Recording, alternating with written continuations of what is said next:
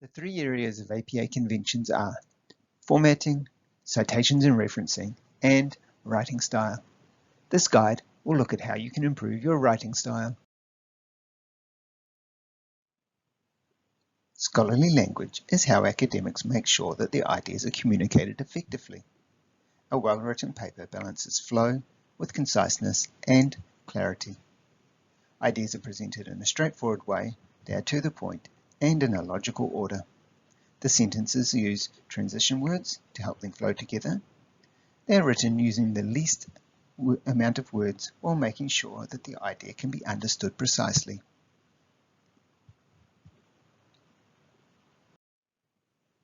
Each type of paper will have an overall order. For example, all essays require an introduction, body paragraphs, and a conclusion. The introduction follows a three-part order, the body paragraphs have an order, and the conclusion has an order. Other assignment types besides research essays that you may need to write include reflections, annotated bibliographies, lit reviews, research proposals, and reports. All of these have different expectations on how and where information is presented. In a list, if each word or phrase has the same structure as the preceding one, the reader can effortlessly absorb the information without slowing down. Mixing nouns and verbs in a list is one of the most common mistakes. For example, for dinner, we like salad and to grill hot dogs. A better way to write this sentence would be, for dinner, we like to prepare salad and grill hot dogs. Mixing up verb forms is another common error. Here's an example. I like hiking, swimming, and to eat ice cream. A better way to write this sentence would be, I like hiking, swimming, and eating ice cream. While the errors in these simple sentences may be easy to spot, once your sentences grow in complexity, correct parallel construction becomes harder to see. Let's have another look at Anna's bucket list. All the verbs are in the imperative form. Get, kiss, go, see, lie, write, etc. Good work, Anna. I wish you all the best. Most sentences you write are naturally active sentences. They look like this. Subject, in this case John, comes before the verb, in this case ate. APA recommends that you mostly rely on active sentences because they are direct, clear, and concise, even when you need to use I in a sentence. For example, in this section, I will address. A passive sentence puts the object first, and it looks like this. Object, the pizza, verb, was eaten, and finally, the subject, by John. A passive sentence makes sense even without the subject. For example, the pizza was eaten. A passive sentence puts the focus on the object, so there might be the odd time when a passive sentence is the right choice. Here's an example. The test samples were promptly refrigerated. In this case, the fact that the samples were refrigerated is most important. The reader doesn't need to know who refrigerated them. The most important thing to remember is to not overuse the passive voice. Pronouns are words such as he, she, or they that refer to people by replacing their names. APA now recognizes that he and she are not sufficient to describe the genders of all people, because not all people consider themselves either male or female. So the phrase his or her does not cover the full range of persons. They, them, or their are now the accepted alternatives. For example, someone left his coat behind in the classroom is not correct. Someone left his or her coat behind in the classroom is still not correct. The correct form would be someone left their coat behind in the classroom. And similarly with other forms of pronouns.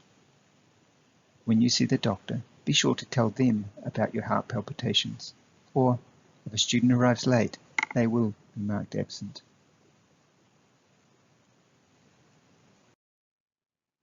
A formal document, as in all academic writing, requires a formal tone. This is how the writer's voice comes through in their writing. It is what the reader might perceive as the writer's attitude, bias, or personality. As a scholarly writer, you should write objectively. You present without showing your feelings about what you are writing about. This means that everything you say must be unbiased and supported by evidence. To do this, avoid the words a little or definitely. For example, I definitely recommend Edmund's book. Avoid emotional language, such as, it is heartbreaking that so many are starving. Avoid inflammatory language, for example, Smith's study was terrible. Avoid oversweeping adjectives, as in, it is obvious that Anderson's claim is incorrect. Avoid the words really and clearly.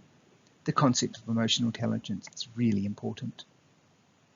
And avoid broad generalizations, such as with the words always or never. For example, the sand people are always joking, playing, and dancing about. In everyday speaking and writing, it is normal to shorten a word by using contractions. For example, I'd like to visit Paris. In formal writing, contractions should be avoided because they give your paper an informal tone. Instead, write this sentence like this: I would like to visit Paris.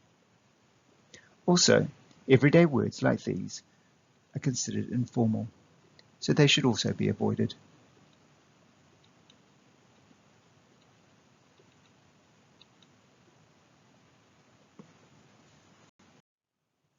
Zombie nouns.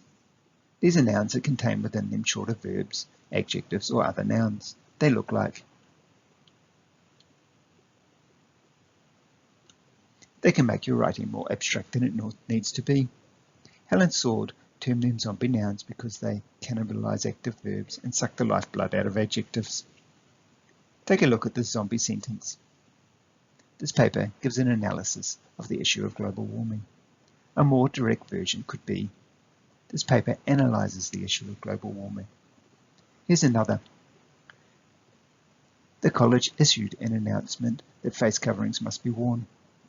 More directly, this sentence could be written, the college announced that face coverings must be worn. So why does English have these words, you may ask? Well, zombie nouns can help your writing when you want to refer to something a second time, as in this sentence. The Olympic Committee cancelled the 2020 Summer Olympic Games. The cancellation was not unexpected. As you edit your paper, watch for words containing endings such as these. These could be zombie nouns that need to be avoided.